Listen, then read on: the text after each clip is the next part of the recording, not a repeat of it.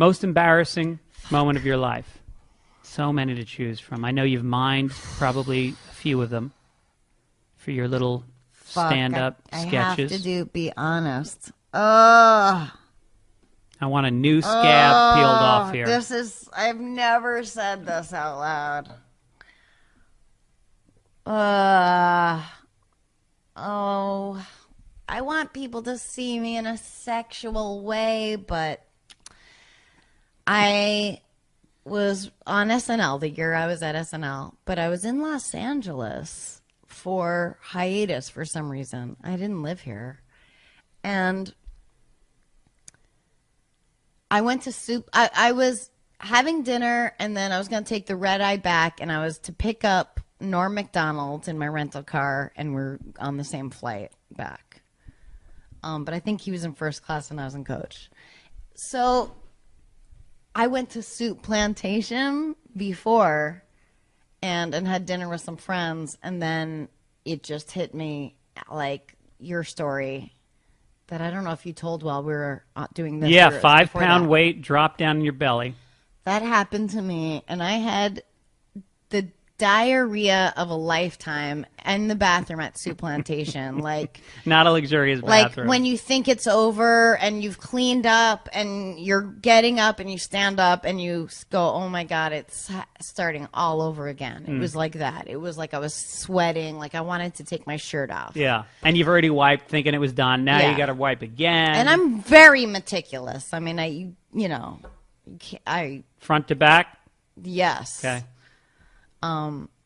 This just made me think of Harris Whittles said about Rob Schraub that most people wipe front to back, he wipes side to side.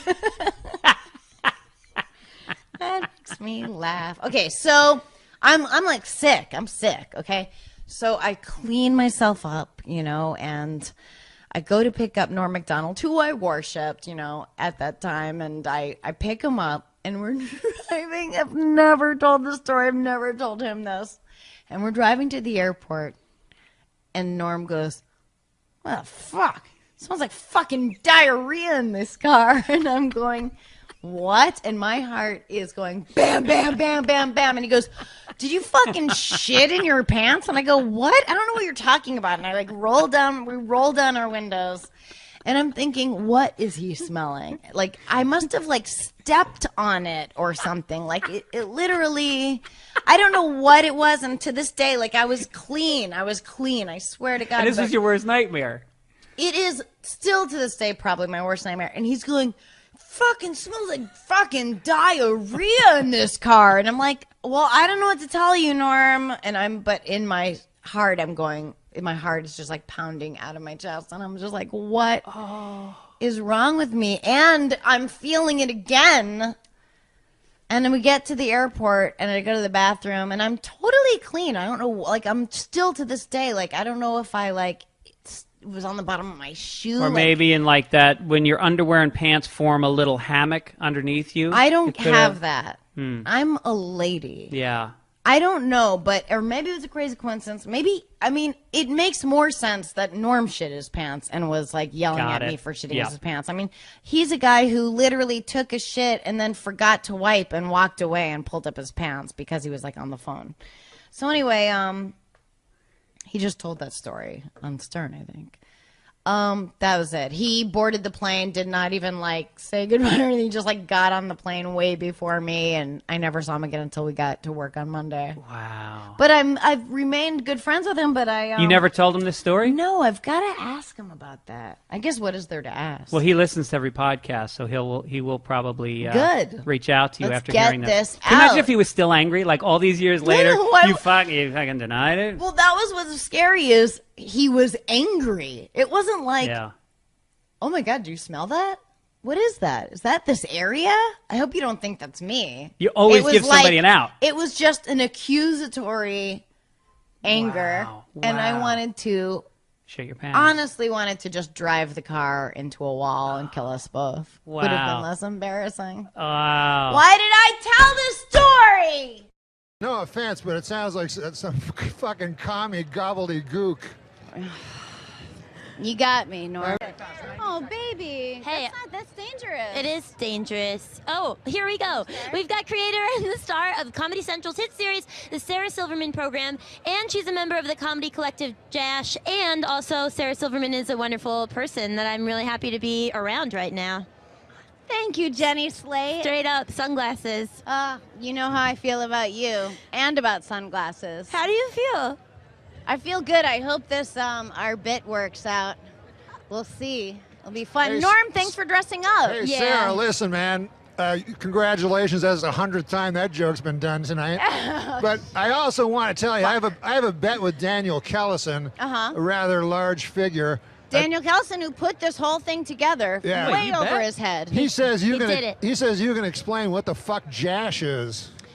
Jash is. Pay up, fucker. Jash is a comedy collective, a United Artists, if you will. Uniting myself, Reggie Watts, Michael Cera, and Tim and Eric. And what do?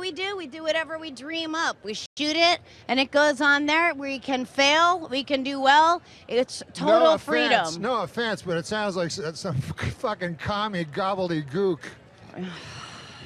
You got me, Norm. I mean, I've never heard the word collective. I know, but Leon Daniel Trotsky. puts buzzwords in my head, and then I just blind. All the stars are here. Bobby McFerrin just showed up. Norm, didn't you used to host the news on Saturday Night I Live? know, man. This whole thing's got me thinking. I gotta fucking get back on TV.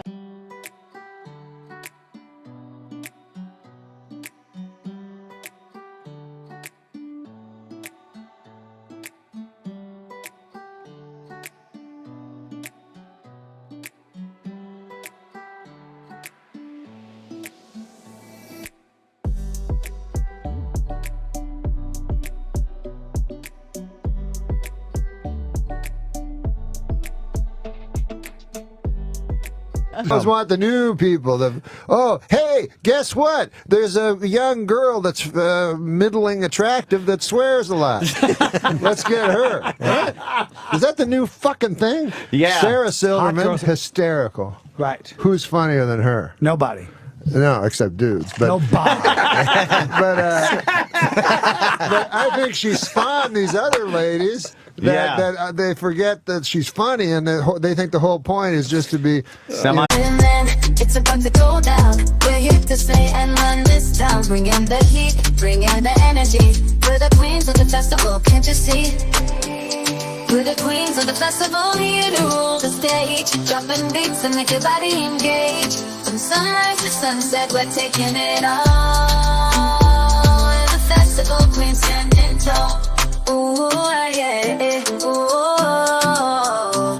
From dawn till dusk, we command the crowd's gaze. Every beat, every rhyme sets our souls ablaze. With swagger and style, we own this domain. In the realm of music, we reign supreme, no chain. Feel the rhythm pulsating through your veins. Our verses ignite fire, never wane. With each lyric we spit, each move we make, we carve our legacy, leaving jaws to quake. We're the queens of the festival, here to rule the stage. Dropping beats and make your body engage. From sunrise to sunset, we're taking it all. We're the festival queens standing tall. Ooh, yeah, ooh. No crown needed, our all's the crown jewel in the kingdom of sound. We never play the fool with beats as our scepters and rhymes as our decree. We're the sovereigns of rhythm for all to see. So bow down to the queens as we own the night. In the kingdom of music, we're the guiding light. From the first note to the last, we'll always be the festival queens, forever wild and free. attractive, and then talk about sucking cock. And You got to show a shit. lot of leg. You got to show a lot of leg with little skirts on, and then talk about sucking cock and manipulating balls with your hand, and it's hysterical. Bring back Phyllis Diller. Some ugly old bag. Rosemary. Rosemary. Those are the funny ladies. Wow. Whoa, that is old. The funny ladies always used to be ugly old bags. Or Roseanne. You know what I mean?